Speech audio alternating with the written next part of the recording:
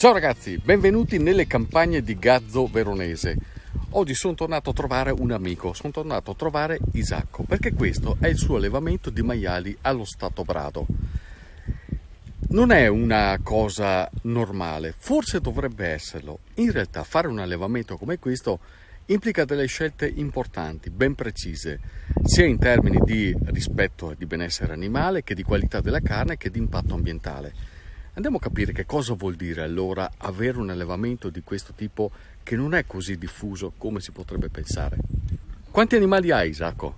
Adesso io arrivo in un anno riesco a arrivare sui 100 maiali all'anno, però non tutti in un anno uguali, quindi prendo scaglioni, Certo. ne ho 40, ne ho 50, insomma da piccoli, da 50, 40 kg.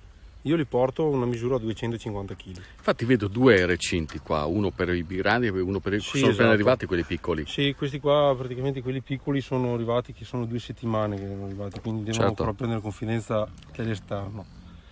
Ascolta Isacco, io ho parlato di questa attività come un'attività di allevamento fuori che non è così diffusa, è una scelta questa tua che hai fatto? Sì, è una scelta perché io i maiali li allevo solo per trasformarli nei miei salumi, nello spaccio, quindi era una scelta che volevo fare un maiale, una carne di qualità, e dopo il maiale in se stesso sta benissimo perché Certo. è libero a fare quello che vuole, si butta nella melma, d'estate devi fargli il fresco, quindi loro amano a sporcarsi proprio, e se siamo maschi, quindi è normale, Che sarà un motivo. che temo fuori tante robe.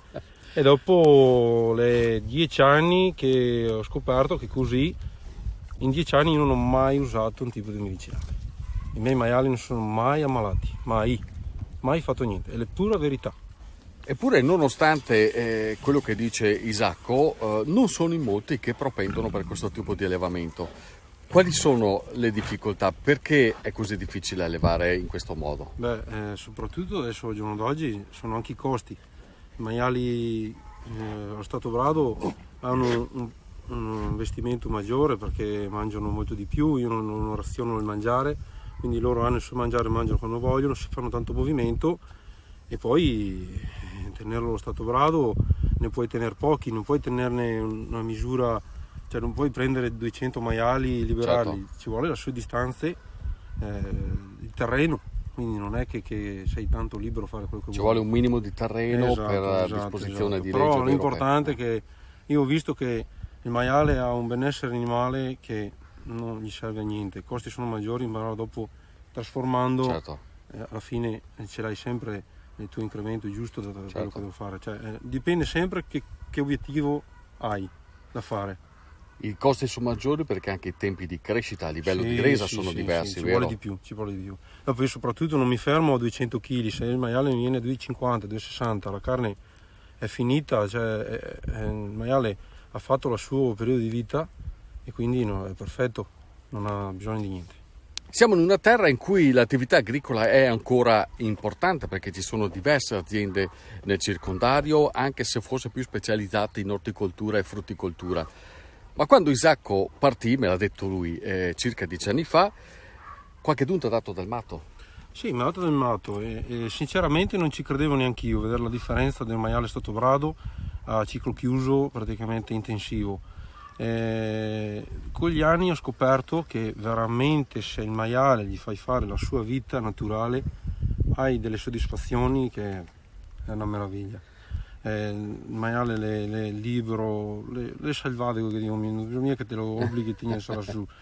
Ecco, lì ho scoperto che siamo sulla strada giusta, la carne è migliore, i prodotti vengono fuori migliori, quindi meglio di così non potrei mica fare che... Però non sembra facile, ma arrivare a quello che ha fatto lui con la lavorazione della carne, seguire gli animali, implica tutto anche un percorso formativo tuo, sì, che è costato anche qualche errore e anche qualche preoccupazione. Gli errori li ho fatti tanti, dopo quel tempo ho visto, ho migliorato, anche sul mangiare, non faccio un'alimentazione spinta ma molto soft, diciamo, come dire, tranquilla, quindi non spingo tanto sull'alimentazione. Che cosa mangiano?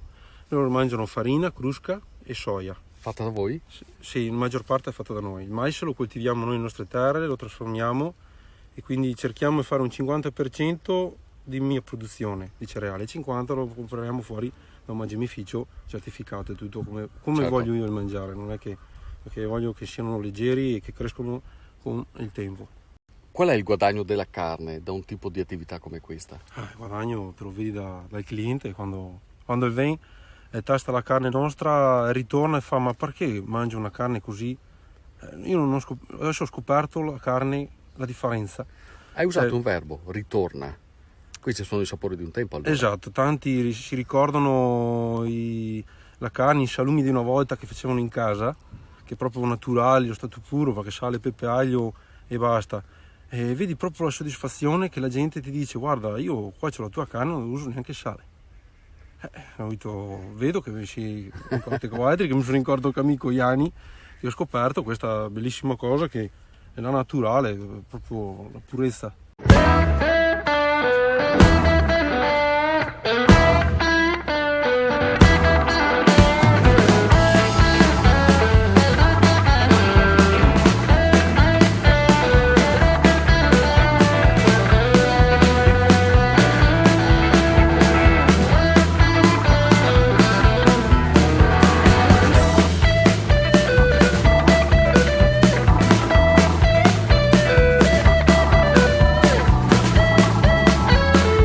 Quindi Isacco, ricordami, oltre alla carne cosa c'è nella soppressa?